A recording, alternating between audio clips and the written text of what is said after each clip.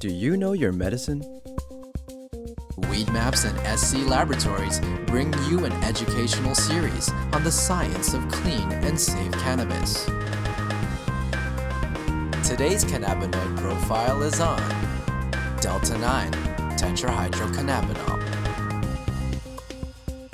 Hi, I'm Dr. Bonnie Goldstein, and I've been educating patients about cannabis for a number of years.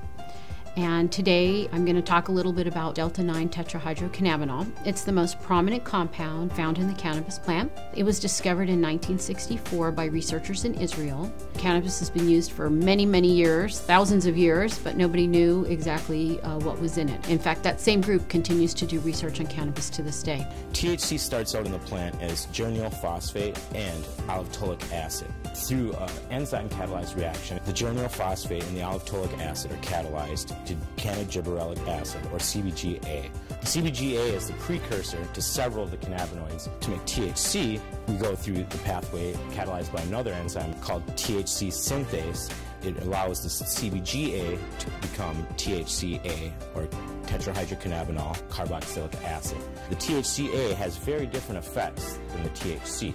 Now with heat or over time, the THCA can decarboxylate into THC. This carboxylic acid renders this compound virtually non-psychoactive. And what's interesting about THC, or Delta-9 THC, is that it has so many different effects on humans. And in about the 1990s or so, it was found that humans have cannabinoid receptors, and there have been two identified, CB1 and CB2. And THC binds to these receptors, causing a change in the function of the cell where it's binding. So what are some of the effects or changes that we see with THC? THC is well known to turn off nausea. It turns off the vomiting. It also appears to trigger appetite. It also appears to have effects as anti-inflammatory. In fact, it's been found to be 20 times stronger than aspirin, and it's also been found to be 2 times stronger than hydrocortisone, a well-known steroid that people use. It's been found to be a strong antioxidant. There was a study out of Harvard that talked about these mice that had these large tumor loads, and by giving them THC, the tumor, and I believe they were lung cancer cells, were reduced in half. There's also was a study in humans where THC actually reduced or decreased the tumor cells for this specific type of brain cancer. THC has been found to be helpful for patients with PTSD, post-traumatic stress disorder.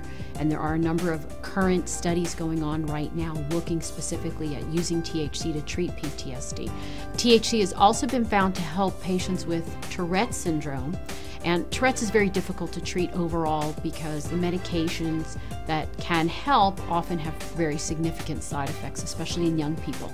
And so THC was studied, and they found that the patients had overall less tics and less urges. SC Labs tests for THC using an HPLC, also known as a high-performance liquid chromatograph.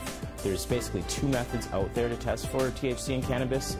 Some people use an HPLC, other people use a GC. The problem with the GC, or gas chromatograph, is that the process actually heats the cannabis up and measures it based on the boiling point of the different constituents in the resin. Picture trying to weigh a piece of paper by setting it on fire and placing it on a scale. The problem with that is you're going to lose some of your sensitivity because the paper is changing as you're actually trying to measure it. So that's why we choose to use HPLC to test for THC and all the other cannabinoids. No one has ever overdosed on THC, and the reason being is that you do not have these receptors, the CB1 and CB2 receptors, located anywhere in the brainstem. The brainstem controls breathing and heart rate. If the THC doesn't bind in that area, it cannot change or turn off, similar to things like opioids. And so we do not see that with THC. Usually a, quote, overdose of THC causes a patient to have excessive anxiety. They have a sense of what's called perceived harm. They think something bad's gonna happen to them. They're really in no medical danger.